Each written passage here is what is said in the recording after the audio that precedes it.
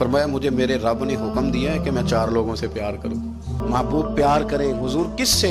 تو پہلے 3 مرتبہ نبی پاک نے ایک ہی شخص کا نام لیا، فرمایا علی سے، علی سے، علی سے، پھر فرمایا ابو ذر غفاری سے، پھر فرمایا جناب مقداد سے، پھر فرمایا سلمان فارسی سے۔ رب نے مجھے کہا ان سے پیار کرو، حضرت ابو ذر غفاری۔ تو بھوک کے موقع پر نا اونٹ پہ بیٹھے تھے، پیچھے رہ گئے، اونٹ پر بیٹھے تھے تو پیچھے رہ گئے، اونٹ سست تھا، تھک گیا، چل نہیں رہا تھا۔ حضرت ابو ذر غفاری رضی اللہ تعالیٰ عنہ پہلے تو اسے لے گئے یہ گاؤں میں کہ اونٹ بیمار ہو گیا، اس کا علاج کرایا، لیکن جب وہ ٹھیک نہ ہو سکا نا تو اونٹ وہیں چھوڑ دیا۔ حضور صلی اللہ علیہ وسلم کے پیچھے ضرور پہنچنا ہے میدان تبوک میں، تو جو سامان تھا وہ سارا پشت پہ رکھا اور اکیلے ہی چل دیے، تنے تنہا اور پیدل۔ سامنے سے گرد اڑتی ہوئی نظر آئی تو لوگوں نے کہا حضور پتہ نہیں کون آیا ہے۔ فرمایا تمہیں نہیں پتہ، مجھے تو پتہ ہے نا، ابو ذر غفاری آیا ہے، ابو ذر غفاری آئے۔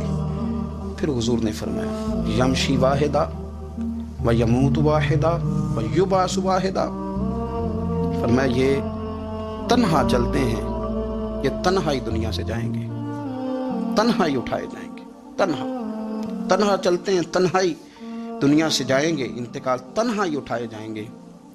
یہ بہت زیادہ سختی کرنے لگے صحابہ پہ، بہت زیادہ۔ تو حضرت عثمان غنی رضی اللہ تعالیٰ عنہ نے فرمایا کہ آپ اپنے مزاج کے لحاظ سے تو درست ہیں، پر جو چیز آپ طاری کرنا چاہتے ہیں جب شریعت گنجائش دیتی ہے تو آپ کیوں اتنی سختی فرماتے ہیں؟ تو فرمانے لگے ٹھیک ہے پھر مجھے ربضہ جانے کی اجازت دے دو۔ ربضہ ایک بستی تھی، جنگل تھا، وہاں کوئی آتا جاتا نہیں تھا، اسی کسے دے کچھ نہیں چلا کرتے نہ کچھ ہڈا دردی۔ حضور نے کہا تھا نا یمشی واحدہ،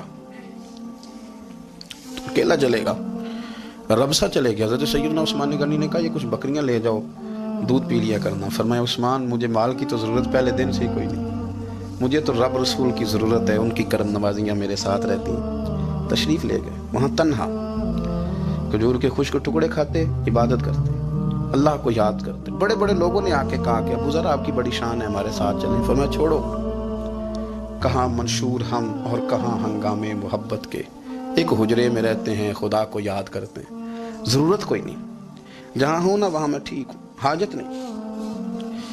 وصال کا وقت آ گیا، دنیا سے جانے کا ٹائم آ گیا، اکیلے ہیں، بیوی ہے اور بیٹی ہے، جنگل کا علاقہ ہے، حج ہو گیا، رستے بند ہو گئے، بیمار ہو گئے۔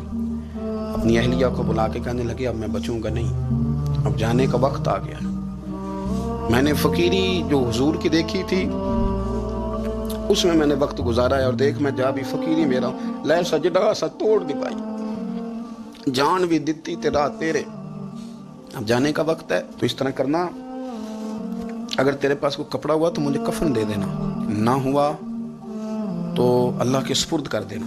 کہا ہم 2 عورتیں ہیں، جنازہ غسل کفن۔ فرمایا رب جماعت بھیجے گا میرے لیے، لوگ آئیں گے، میرے نبی پاک نے مجھ سے وعدہ کیا تھا آئیں گے نا لوگ۔ تو اہلیہ کہنے لگی ابو ذر آپ کو کیسے پتا ہے کہ آپ اس صحرا میں انتقال کر جائیں گے؟ اللہ شفا دینے والا۔ فرمانے لگے ہم 3-4 لوگ بیٹھے تھے تو حضور نے فرمایا تھا تم میں سے ایک شخص صحرا میں اکیلا انتقال کر جائے گا۔ وہ میرے جتنے باقی ساتھی تھے وہ سارے انتقال کر گئے، یا میں اکیلا ہی بچا، مجھے پتا ہے وہ میں ہی ہوں، تو تم دیکھنا تمہیں کوئی نہ کوئی مل جائے گا غسل کفن کے لیے۔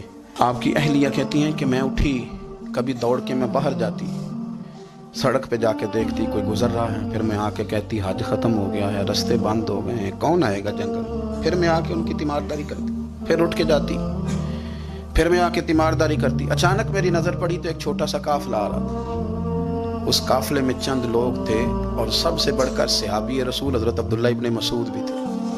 میں نے ان کو اشارہ کیا تو وہ دوڑے آئے، کہنے لگے بہن کیا ہے؟ میں نے کہا یہاں ایک شخص ہے، تمہاری تھوڑی سی ضرورت ہے اس کو۔ تو عبداللہ ابن مسعود کہنے لگے کون ہے بی بی؟ کہتی میں نے کہا کہ وہ ابو ذر غفاری ہیں۔ کہتی تڑپ کے روئے عبداللہ ابن مسعود، تڑپ کے، کہنے لگے ابو ذر میرے نبی پاک کا پیارا، میرے ماں بھی اس پہ قربان، میرا باپ بھی قربان، کدھر ہے جلدی بتاؤ؟ کہتی میں لے آئی، 4-5 لوگ تھے وہ۔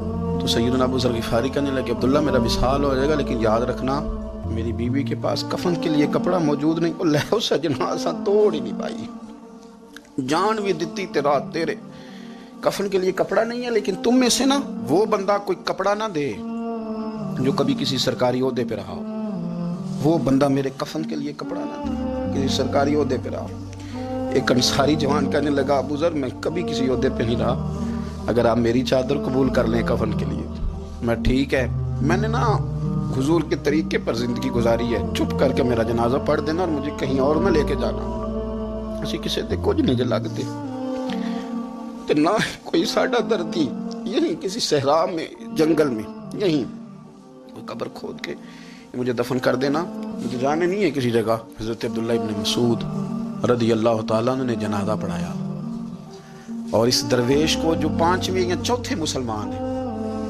ان کو وہاں دفن کیا۔ جب خبر پہنچی نا مدینے تو سب سے زیادہ آنسو مولا علی نے بہائے، سب سے زیادہ حضرت علی نے۔ لوگوں نے کہا اتنا کیوں روتے ہو؟ فرمایا 2 ہی تو بندے تھے جو اللہ کے راستے میں کسی کی پرواہ نہیں کرتے تھے، اب ایک ہی رہ گیا ہے۔ کہا حضور کیا مطلب؟ فرمایا 2 ہی تھے، ایک ابو ذر اور ایک علی، اب اکیلا علی تو رہ گیا، وہ چھوڑ کے چلے گئے۔ حضرت سیدنا ابو ذر غفاری رضی اللہ تعالیٰ عنہ اس عظیم شخص کا نام ہے، سردار قبیلے سے تعلق تھا، بڑے بہادر تھے، اور حضور کو فقیری میں دیکھا تو پھر زندگی اسی فقیری میں گزار دی، اسی فقیری میں۔